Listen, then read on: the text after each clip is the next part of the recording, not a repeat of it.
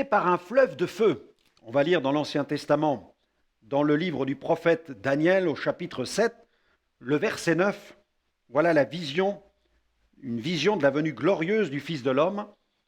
Il est écrit au verset 9, « Je regardais, et pendant que l'on plaçait des trônes, et l'Ancien des jours s'assit, son vêtement était blanc comme la neige, et les cheveux de sa tête étaient comme de la laine pure. Son trône était comme des flammes de feu, et les roues comme un feu ardent.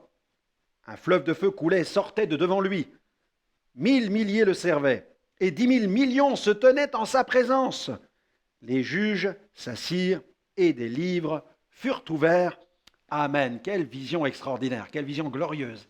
Ce fleuve de feu nous laisse une merveilleuse description de la gloire de Dieu. Ce fleuve de feu décrit par Daniel, annoncé par Jean-Baptiste, a coulé le jour de la Pentecôte dans la chambre haute à Jérusalem. Et Jésus fut celui qui ouvrit les vannes glorieuses de cette effusion de puissance. Depuis 2000 ans, ce fleuve de puissance coule parmi les nations. Et grâce à l'écoulement de ce fleuve de feu impétueux, des réveils éclatent dans de nombreux pays du monde. Il y a eu l'âge du fer, l'âge de la pierre, mais depuis 2000 ans, nous sommes entrés dans une ère nouvelle, celle de l'Esprit Saint. Nous vivons depuis cet événement de la Pentecôte un âge nouveau, un temps de grâce pour les nations. Des millions de par le monde font la paix avec Dieu et reçoivent l'Esprit Saint. L'Évangile est annoncé dans le monde entier dans la puissance du Saint-Esprit. Le Saint-Esprit est répandu. Il confirme la prédication du nom de Jésus par des miracles, des signes, des prodiges et des délivrances.